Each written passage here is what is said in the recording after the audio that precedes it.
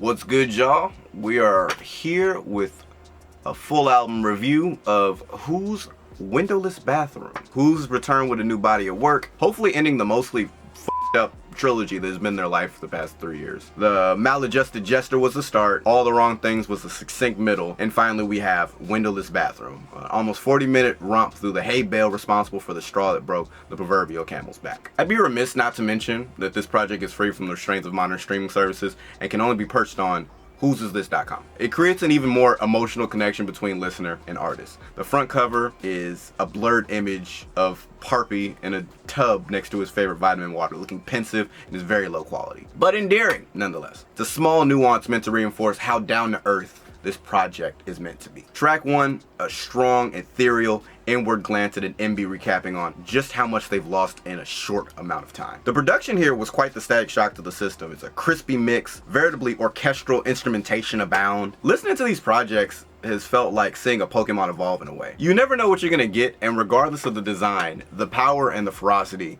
is bound to increase. I wasted a year of my life doing nothing! It's a good thesis statement for what's to follow. For those unaware, X-Pac was a WWE wrestler known for having go-away heat, or popular for being unpopular. Track 2 ends up being a tongue-in-cheek play on self-awareness, centered around who's being right in all the wrong ways. I'm still engaged at this point. The beat is prickly boom bap and a gravelly bass line paired with quips about twink worship and self-sabotage. This one should have ended at the "what do you mean I can't fucking end the song like that?" but instead lets the beat and the hook ride out for another 40 unnecessary seconds. In my opinion. Moving on to track 3, we get another primetime actor song homage, this one significantly more insidious. Dennis Reynolds is the co-owner of Patty's Bar and is hinted to be an actual serial killer in the FX series It's Always Sunny in Philadelphia. A piece of shit, in so many words. This track blares through with very similar energy to him, but also to the previous song. Track sequencing is half the battle of creating a cohesive album, and these records following each other, in my opinion, was a big misstep. We're getting a stream of consciousness record that furthers the overall narrative of crappy friends and crappier decisions over trash garage drums and splice guitar loops. I'm forgiving. Let's press on its first feature of the next track. Flow and drum switches are a good change of pace, and Schrodinger's Twink does offer both. That's a funny ass title. Who's double timing braggadocio in between more self-depreciation and blah blah blah. I praised the thought features on previous projects, and this one is no exception. Unfortunately though, the end of his verse is pitched down and really difficult to comprehend. So this is the worst feature so far, just based on unintelligibility. It happens. Break the Prison is the next up, a nice tonal switch to the rough edges presented prior. I'm about half checked out at this point. I blame the clock app and Twitter for grinding my attention span to nothingness, but I want to shake some ass or hear something energizing. Wrong word. Redeeming. Yes, some redemption here. My appetite is somewhat satiated with the revolutionary's POV of the shit world we live in being worth fighting for, I guess. The hook here is a bit self-masturbatory and would do great in a sync licensing catalog, but not 5 tracks into the project form of an emotional culmination of your creative abilities. The highest form of flattery is mimicry. It's a cool way to flip an old adage and make it a multi, but it is not a good hook. I wonder if that matters when the focus is homage. An homage to bad hooks? Anyways, Who's verse kind of drags a bit, but Capiche picks up the slack with a semi-narrative ode to Ableton and respecting idols, not idolizing them. A slow start and slow finish. At this point, the project is trying to keep my attention and kind of failing. Psycho Realm starts with a layered monotone hook and a more modern production. A very familiar archetype wrapped as Parp continues lamenting their ability not to learn from their mistakes. Do they listen to their own music? I'm answered by Pink Floyd images featuring Heck Adaptive. Never heard of him before, but he's got a similar vocal timbre to Who's, but somehow more engaging. In between listening, I took a couple of days to reset my audio palette with all of these tracks, and I still feel fatigued with immediacy as I made my way through the track list. It's hard to enjoy a narrative presented without ups and downs, stakes of some sort. So far, there's just a continuous dread and regret repackaged in different ways and presented as something new. She Doesn't Care interlude pops in at least a half hour in, and I feel vindicated in the knowledge that this gravelly poet can try something different. It's a doo-wop acapella. What?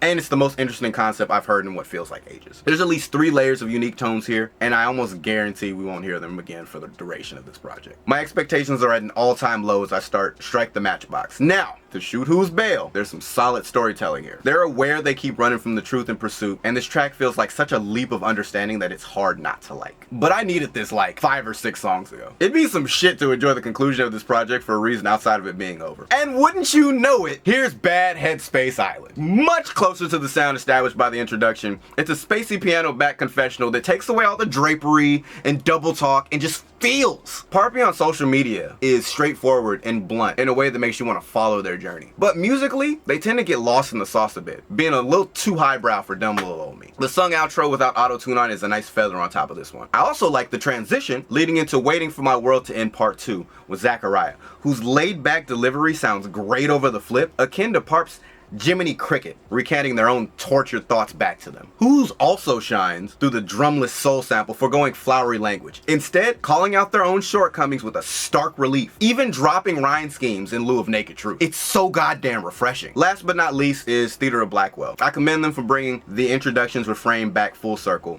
but this track didn't stick to me. At this point, I have trust issues. Will Parp actually apply the lessons wrapped barbed wire to this audio piece? Who the fuck knows? The beginning is understood, the middle is being figured out, and the end is optimistic. It does feel like Whose goes to people he already knows to make more music he's already made. This project is a step forward on a treadmill, running in place. And that's okay. Re-listening to this project multiple times has helped me understand that their music might just not be for me. The conclusion to this chaotic trilogy left me unsatisfied, but hopeful for Parp's future as a career musician. They've got the technical aspects of engineering and production down mostly. The only thing missing is the stage voice. Windowless Bathroom is just that, a closed-off reprieve we can only really enjoy from the outside. Never really feel tied into the chaos that's happening. A play with the curtains shut, the ghost of its show reverberating through a mostly empty playhouse. But Rome wasn't built in a day. That's all for me today. I hope you guys enjoyed the review. If you'd like to see more of the music reviews coming up, be sure to like and subscribe, and I'll see you in the next one.